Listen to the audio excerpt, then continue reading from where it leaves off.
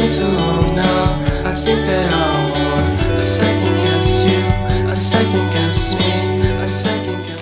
Jeudi 17 avril 2025, voici la petite guidance du jeudi, guidance qui va mettre l'accent sur quelque chose qu'il serait intéressant que vous questionniez afin d'aller vers quelque chose d'encore plus apaisé, vers ce qu'on appelle traditionnellement, et le concept est rebattu, mais on va quand même dire la meilleure version de vous-même. On commence avec les signes de terre, à savoir Taureau, Vierge et Capricorne, qui ont tiré la carte de la tour. Rappelez-vous, pour ce tirage de la semaine, j'espère que vous l'avez bien regardé cette semaine.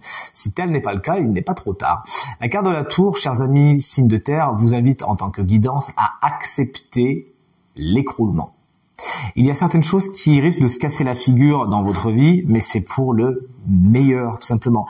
Il y a des imprévus, il y a de l'inattendu, des choses. C'est un éclair qui va frapper votre quotidien, mais pas pour vous embêter, bien au contraire, pour remasteriser les choses, pour remanier les choses.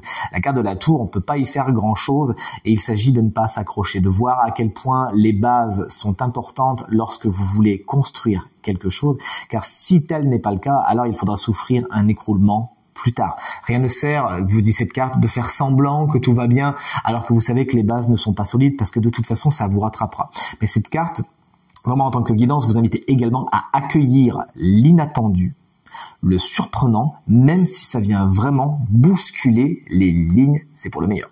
Chers amis, signe d'eau, Cancer, Scorpion et Poisson, voici la carte de la Reine d'épée. Alors, d'habitude, les guidances, vous le savez, je les fais toujours carte à l'endroit, mais là, pour le coup, j'ai décidé de te faire autrement, tout simplement. Vous me connaissez, j'aime bien changer mes habitudes. La Reine d'épée, je l'adore. C'est une de mes cartes favorites. Lorsqu'elle est à l'envers, par contre, autant vous dire, branle-bas de combat. Elle vous invite à vous poser des questions par rapport à votre façon de prendre des décisions, à votre façon de penser en général. C'est comme si vous utilisiez votre intellect à mauvais escient et qu'en fin de compte, peut-être que votre émotionnel a vraiment pris le dessus et vous empêche de voir les choses clairement. C'est-à-dire vous faites des films, vous imaginez des choses qui ne sont pas dans la réalité, qui ne sont pas vraies. Et l'énergie de la Reine d'épée pourrait vraiment vous sauver et vraiment vous dire non, ben là tu te fais des films, remets les pieds sur terre, c'est pas comme ça. Dans la réalité des faits, c'est comme ça, comme ça, comme ça. Car la Reine d'épée, rappelons-le, est particulièrement rigoureuse et objective, même si elle est un peu froide.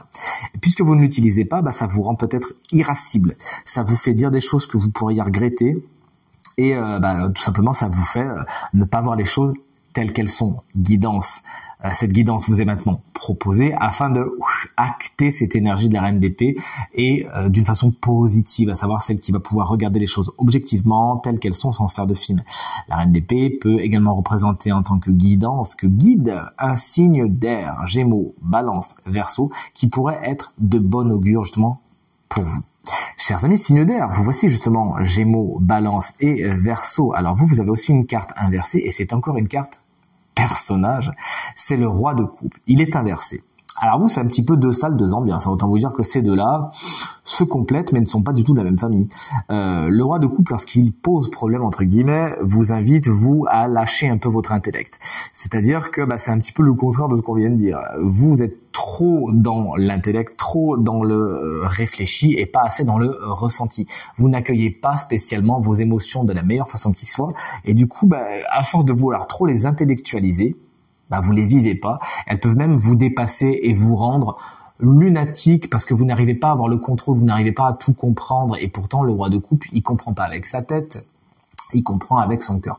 Donc on vous invite vraiment plus que jamais à acter cette énergie du roi de coupe qui en plus va mettre en scène ce que vous avez appris par le passé et vos actes de résilience, etc., et compagnie, et vous permettre d'acter les leçons du passé d'une façon positive. Donc réfléchissez plus avec le cœur qu'avec la tête, c'est ce que vous propose ce guide, car d'ailleurs ça peut être quelqu'un, souvent signe d'eau, cette fois Cancer, Scorpion, Poisson, qui pourrait représenter un ou une guide particulièrement intéressant dans cette quête de reconquête du cœur.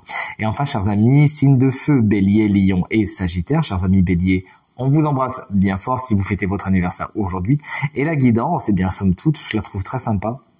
dans le sens où elle vient faire un petit peu le pont entre tout ça, quoi.